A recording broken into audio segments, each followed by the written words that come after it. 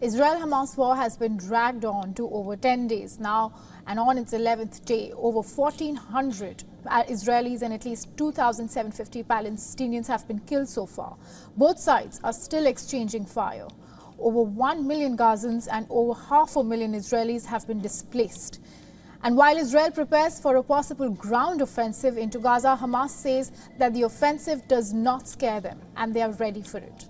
On the other hand, a new front appears to be opening on Israel's northern border. Israeli army has said that the country launched strikes overnight on Hezbollah terrorist targets in Lebanon. Israel says that it would evacuate 28 communities that are within 2 kilometers of the Lebanese border, while Hezbollah said that it shelled Israeli military positions in a northern border town. Clashes on the Israel-Lebanon border have left around 10 people dead on the Lebanese side so far and 2 on the Israeli side. Meanwhile, dozens of rockets are still being launched daily from the Gaza Strip. Rockets were launched from Rafah in the Gaza Strip towards Israel on Monday. Sirens continued to go off around the central part of Israel throughout the last 24 hours. While Israeli military is preparing for their ground offensive in Gaza, Iran's foreign minister has meanwhile said that they could launch a preemptive attack against Israel if it prepares to start the offensive. And the preemptive attack is in fact possible in the coming hours. And as Gaza runs low on food, fuel, electricity and other critical supplies, the European Union has said that it would launch a humanitarian air brigade operation consisting of several flights to Egypt. This aims to bring supplies to humanitarian organizations on the ground in Gaza. EU says that the first 2 flights will take place this week and it will carry shelter items, medicines and hygiene kits. Israeli army has released footage of targeted assassination of Hamas leader. The army says that they have killed the head of the Hamas Shura Council, Osama Lamzeni, in the Gaza city. Hamas has meanwhile released a televised statement where the group claims to hold between 200 and 250 people hostage in Gaza that also include foreigners. Hamas says that it plans to release the hostages at a suitable time. While as per the group, 50 other hostages are held by other resistance factions and in other places. Hamas also said that 22 hostages have been killed in the bombing. Hamas's military wing has also released video of a 21-year-old Israeli hostage who appeared to have suffered an arm injury.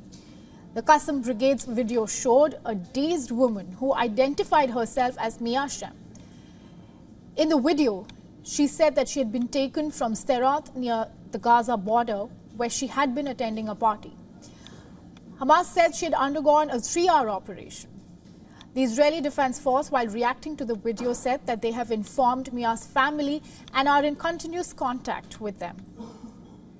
IDF added that in the video, Hamas is trying to portray themselves as humane. However, no one should fall for it.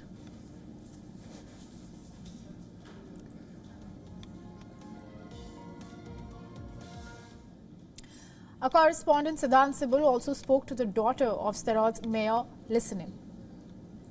This is an unfortunate time. Yes. Just asking questions because your story needs to be told to the world.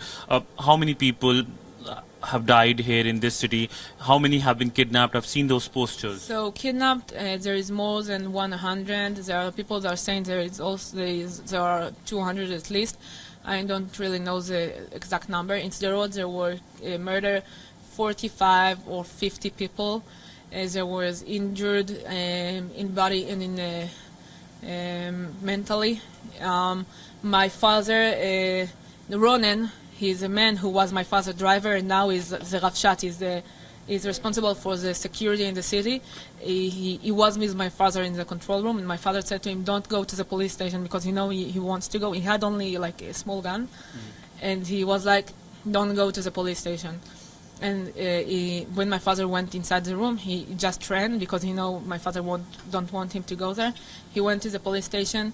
He saved people there shot in the terrorists, and he was able to save an injured policeman who is right now in the hospital and he's conscious and okay. and he was shot in the shoulder, but he still continued to fight. And right now, after they put some bandages on it, and it's okay, he didn't want to rest at home, so he's here in the control room. I know this will be a painful period of your life. It's a trauma that is given for your life. When do you think that your community, your city, your town, Sderot, will come back to normalcy? I think that, listen, the people of Sderot for more than 20 years told the government, and we told everybody, we are ready to do anything, to be outside our homes, to sleep on the streets. We are ready to be in our shelter for the longest time, just to, if you take down the Hamas.